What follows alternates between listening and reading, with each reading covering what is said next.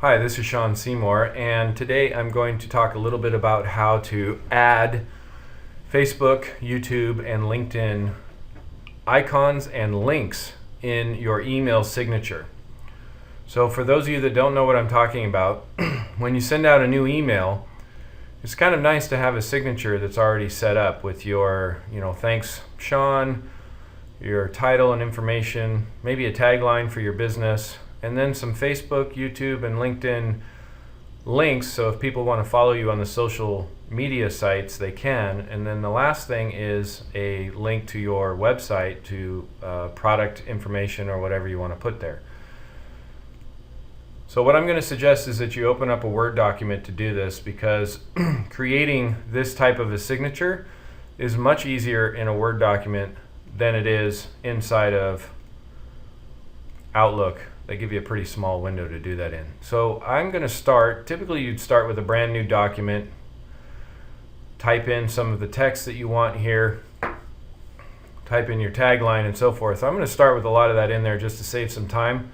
So in order to insert the image that I want to use for this, the icon, I've browsed the internet a little bit and saved some of these icons. Now the one that I like is this crayon look, Facebook. And of course it's much too big. The way that you resize this is just simply right click, run down to size and position, and then the size that I've been using is about 1/2 inch. And since I have the absolute on, it'll go ahead and resize that down for me. Now right after that, you're going to want to put 2 spaces so that they're not jammed together. Do the same thing again. This time I'm going to insert the YouTube crayon look. And I'll go a little bit faster in resizing it.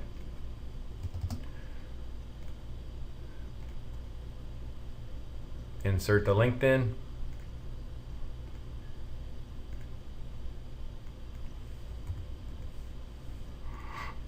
Okay, so now I have 3 icons. I'm going to go ahead and raise this up a little bit. I have these 3 icons. Now these icons don't do anything yet though. So I need to click on this icon. Then I'm going to right click and come down to hyperlink. And this is just the way that I do this. There's different ways to get here to this window, insert a hyperlink. This address bar is what's important though. So at this point I'm going to go to the internet. I've already logged into my Facebook page, which is what I want to link to and what I want people to see when they come to, when they click on that link. So highlight everything in the address bar, copy, come back to your Word document where we still have this insert a hyperlink, and we'll paste. Now you can clean up this reference at the end, to just say Deck Tools, and it still works. Once I hit OK, that icon now has a link in it. So we'll do the same thing for YouTube. One of the things that I struggled with when I first started this was where to find the proper links. Facebook makes it very easy. Now this is the main YouTube web page. I'm logged in as Deck Tools software.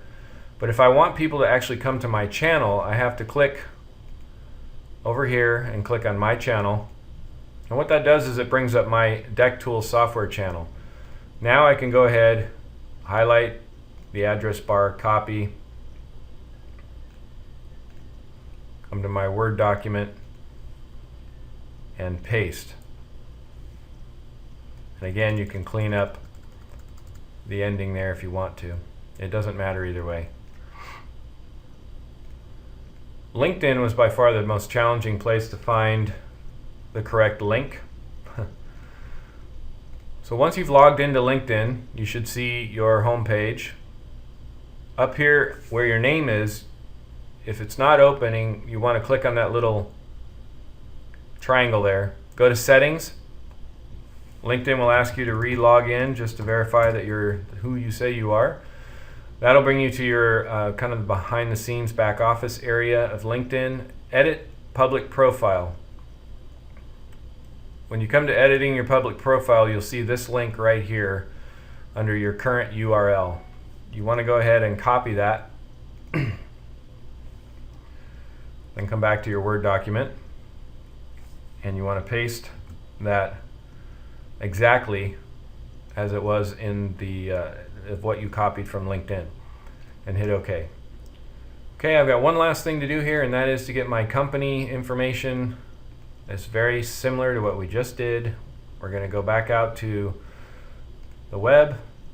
Now I've already gone to where I want my customers to go. When they click on that link, I'm going to copy that link by right-clicking and hitting copy. Come back to my Word document. Same thing here. Right-click. You can also use, by the way, Control C to copy and Control V to copy as keyboard shortcuts. And there we go. Okay. Now I would suggest you save this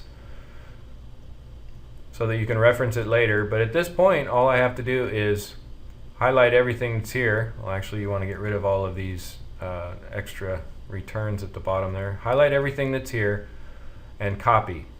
Open up your Outlook. From your Outlook, go to File, and then your Options. In your Options, you want to highlight Mail, and then come over to Signatures. We're going to create a new signature, and you can call it whatever you want. I'm going to call it Test. And then from here, go ahead and paste in what you copied over from your Word document. Now you notice that it jammed all this together. I like a little bit of space there, so I'm going to go ahead and take a little bit of a preview. That all looks good to me. The last thing that you want to do before you hit OK is you want to tell Outlook when to use these signatures. So make sure it's on the correct email account that you want this signature used. If you click on the little arrow here, you see I have Test. I don't use this in replies and forward because sometimes this gets overwhelming when you have multiple emails going back and forth. So my reply is just thanks, Sean. Hit OK. Hit OK again. And what you'll see when you go to a new email is your signature. And of course, if you were to click on this or your customers were to click on this, it would take them right to the links that you set. Okay, I hope this helped. Please feel free to like this video and also to subscribe to our page.